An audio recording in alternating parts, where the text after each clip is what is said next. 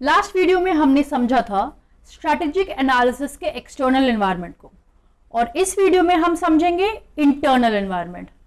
तो आइए, स्वागत है आपका फ्लैबो एजुकेशन के इस नए वीडियो में।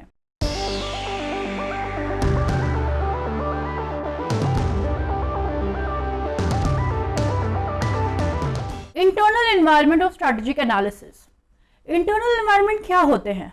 वो चीजें जो हमारे ऑर्गेनाइजेशन को इंटरनली अफेक्ट करते हैं, जिन पर हमारा थोड़ा बहुत कंट्रोल होता है, या मैं कहूँ काफ़ी कंट्रोल होता है, जैसे कि हमारे रिसोर्सेज, हमारी man power, human resources management, हमारे एसेट्स, हमारे कोर कॉम्पिटेंसीज, हमारे एडवांटेजेस, जिन चीज़ों का हम फायदा उठाते हैं अपने प्रॉफिट मार्जिन को इंप्रूव करने के लिए।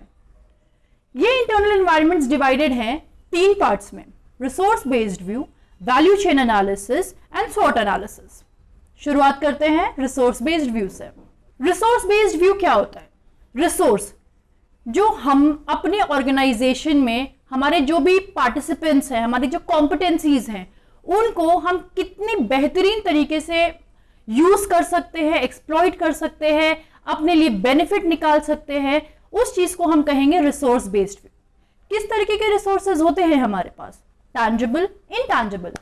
वो रिसोर्सेज जिन्हें हम टच कर सकते हैं, फील कर सकते हैं, जो विजिबल होते हैं, वो है टैंजिबल रिसोर्सेज। और जो जिन्हें हम टच नहीं कर सकते, व्यू नहीं कर सकते, लेकिन वो इक्वली इंपॉर्टेंट होते हैं, वो होते हैं इनटैंजिबल एसेट्स। टैंजिबल एसेट्स जैसे कि लैंड, बिल्डिंग, मशीनरी, ये सारी चीजें एक ऑर्गेनाइजेशन के लिए उतनी ही इंपॉर्टेंट होती हैं जितनी कि उनकी मैन पावर्स, क्योंकि वही man power in tangible assets को ऑर्गेनाइजेशन के बेनिफिट के लिए यूज करेंगी। सेकेंड है इंटैंजिबल, जैसे कि ब्रांड वैल्यू, गुडविल, रेप्यूटेशन, ये होती है, ये सारी चीजें हमें काम आएंगी एक ओवरऑल ऑर्गेनाइजेशन को एक बेहतरीन इमेज देने के लिए। इसलिए ये बहुत जरूरी है कि हम अपने रिसोर्स बेस्ड व्यू पे बहुत अच्छे से ध्यान दें। और इसके दो बहुत इंपॉर्टेंट मायने होते हैं। ये हेट्रोजीनियस और इमोबाइल होने चाहिए। हेट्रोजीनियस मतलब अलग अलग प्रकार के, अलग अलग वैरायटी के रिसोर्सेज हमारी ऑर्गेनाइजेशन में होने चाहिए। एंड इमोबाइल मतलब कि उसका अट्रिशन बहुत ज्यादा नहीं होना चाहिए, कि हमारे हाथ से वो हर आए दिन निकले जा रहा है, नहीं। It has to be immobile, वो हमारी ऑर्गेनाइजेशन में बने रहना चाहिए। तो ये हुआ resource based view.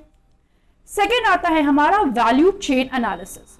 Value chain analysis 2 parts में डिवाइडेड होते हैं: primary and supportive. Primary activities ज्यादा वैल्यू प्रोवाइड करते हैं हमारी ऑर्गेनाइजेशन के इंप्रूव होने में, या हमारी ऑर्गेनाइजेशन के सक्सेस में, जैसे कि हमारे लॉजिस्टिक्स, हमारे ऑपरेशंस, ये सारी चीजें डायरेक्टली रिलेटेड होती हैं किसी भी ऑर्गेनाइजेशन की ग्रोथ के लिए। और अगर हम सपोर्टिव एक्टिविटीज की बात करें, जैसे कि टेक्नोलॉजी का डेवलपमेंट होना, किस तरीके से हम एक अपडेटेड टेक्नोलॉजी यूटिलाइज कर रहे हैं, और प्रोक्योरमेंट मतलब हम कितने अच्छे तरीके से best of the best assets को अपनी ऑर्गेनाइजेशन में लाते हैं, जो कि हमारी ओवरऑल ग्रोथ के लिए बहुत इंपॉर्टेंट होती है। थर्ड होता है स्वॉट एनालिसिस। ये शायद आप सबने सुना होगा। स्वॉट, SWOT, strength, weaknesses, opportunities and threats. Strengths क्या होते हैं? आपकी स्ट्रेंथ क्या है? उसी तरीके से एक ऑर्गेनाइजेशन की भी स्ट्रेंथ होती है। हमारा टैलेंट, हमारा नॉलेज, हमारी इंफॉर्मेशन, हमारे रिसोर्सेज कितने बेहतरीन हैं, वो हमारे स्ट्रेंथ्स की कैटेगरीज में आ जाएंगे। अपॉर्चुनिटीज, कैसा कंपटीशन है बाहर, हम उससे कैसे एडवांटेज ले सकते हैं, उस कंपटीशन में हमारा एज क्या है, वो होते हैं हमारी अपॉर्चुनिटीज। वीकनेसेस, क्या हमारा अट्रिशन रेट बहुत हाई है, या हमारे वेज रेट्स में प्रॉब्लम है, या हमारे कॉस्ट कंट्रोल में प्रॉब्लम है, हमारे प्राइसिंग स्टैंडर्ड्स में प्रॉब्लम है। इस चीज को समझने के लिए हम एनालाइज करते हैं वीकनेसेस की कैटेगरी को। थ्रेट्स, एक ऑर्गेनाइजेशन को, एक बिजनेस को किस चीज का थ्रेट होता है? गवर्नमेंटल पॉलिसीज का, जिसपे हमारे इतना कंट्रोल नहीं है, लेकिन हमें as an organisation, as a team, हमेशा प्रोएक्टिव होना चाहिए और दूर तक का विजन होना चाहिए। तो हमें उस चीज का ध्यान रखना होगा। साथ ही साथ थ्रेट ऑफ अ न्यू एंट्रेंट, कहीं ज्यादा से ज्यादा नए से नए बिजनेसेस या नए से नए एंट्रेंट्स तो नहीं आ रहे हैं हमारी ऑर्गेनाइजेशन की तरीके से, उस चीज का भी हमें ध्यान देना होगा। तो अगर हम इन 4 पॉइंट्स को बहुत अच्छे से कंट्रोल करते हैं या मैनेज करते हैं या प्रोएक्टिवली इस पे काम करते रहते हैं as a team, as an organisation, तो हमारी ग्रोथ को, हमारे एक्सपेंशन को कोई नहीं रोक सकता। अगर मैं दोनों बातों को समराइज करूं तो स्ट्रैटेजिक एनालिसिस 2 पार्ट्स में डिवाइडेड थी, एक्सटर्नल एंड इंटरनल।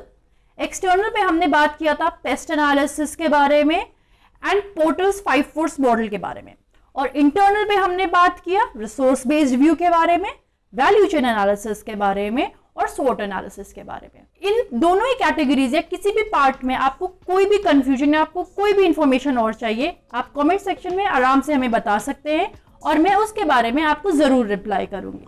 आज के लिए बस इतना ही। नेक्स्ट वीडियो में और बहुत अच्छी इंफॉर्मेशन के साथ हम वापस हाजिर होंगे। इस वीडियो को लाइक, शेयर और सब्सक्राइब करना मत भूलिएगा। Thank you so much. नमस्ते।